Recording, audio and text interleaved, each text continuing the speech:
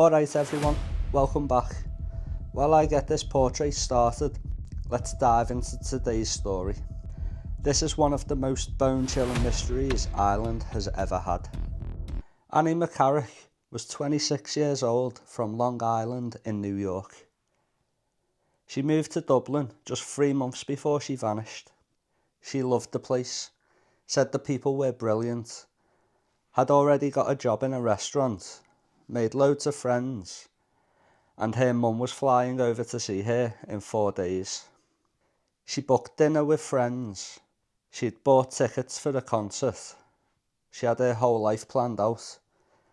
She was not the kind of person who just walked out without telling anyone. On Friday the 26th of March 1993, it was a damp, misty day in Dublin. Her flatmates left for the weekend, leaving her on her own. At 10:45 a.m, she walked into the bank on Sandy Mount Road. The staff remembered her, said she was smiling, in good spirits. Then at 11:02 a.m, she popped into the Queensworth supermarket just down the road. The receipt was found later, crumpled on the kitchen table, with all her shopping still in the bags, untouched. She'd bought bread, milk, cheese, fruit, stuff for the whole weekend. Nothing was packed and nothing was taken.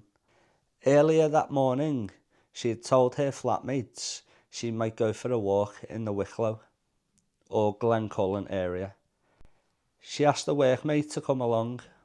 They said no, because they had other plans. So Annie set off alone. First she took a bus from Sandymount to Ranelagh, then got the number 44 bus heading out to Enniskerry. There was no bus going further up into the hills, so she had to walk 6 whole kilometres along that lonely road, right up to where she was last ever seen, Johnny Fox's pub, Glencullen. It was late afternoon, getting dark fast. The rain was coming down hard. Regulars at the pub said she stood outside for a minute. She didn't have enough money for the entry fee for the band that was playing that night.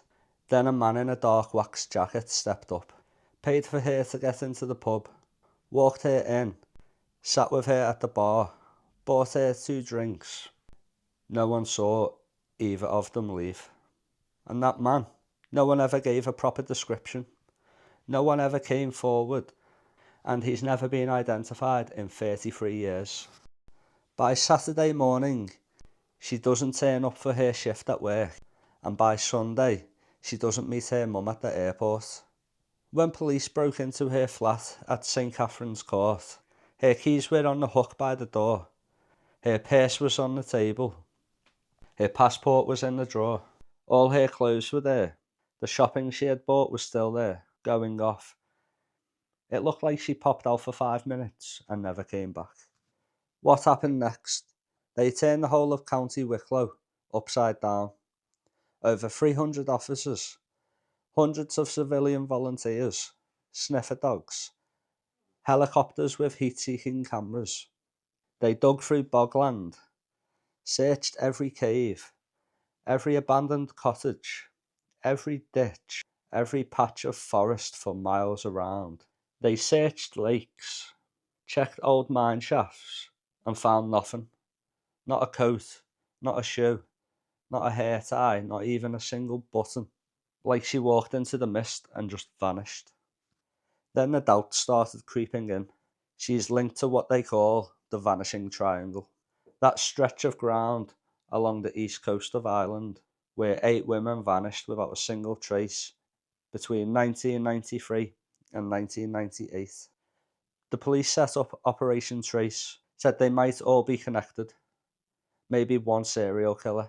Then later they backed off, said probably not, but no one knows for sure. Her family told the police straight away.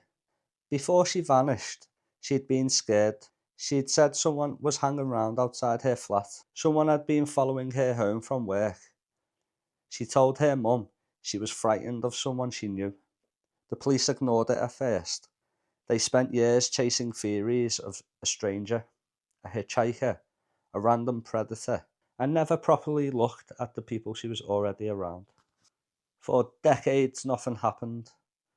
Then 2023, they officially upgraded the case to murder, finally. Then June 2025, they made the first ever arrest of a man in his 60s living in Leinster. They searched his house, dug up his garden, took hundreds of samples. 24 hours later, they had to let him go. They didn't have enough evidence to charge him, and no name was released. No details given, just silence. So here we are 33 years later. No answers, no body, no one held to account. Apparently the police messed up the timeline early on. They ignored what her family told them right from the start. And that man in the wax jacket, he walked out of that pub and vanished, just as well as Annie did. You've got to ask yourself, if she was just in the wrong place at the wrong time, how come not a single person saw the thing? Or was she targeted, watched, maybe picked out because she was on her own? And the scariest thought of all, what if someone you pass in the shop or stand next to in the pub knows exactly what happened that day and has carried the secret for 33 years and never said a word? Annie's family still wait, and someone out there still knows. If you're thinking, what would I have done? Or what really happened? Drop it in the comments below and let's talk about it. But at the end of the day, a woman's gone missing for 33 years and her family is still sitting there wondering what's happened. My thoughts are with Annie's family and friends. I hope justice is served for Annie. Hit subscribe if you want more cases that don't add up. Stay safe out there and never walk alone if you don't have to. Catch you in the next one.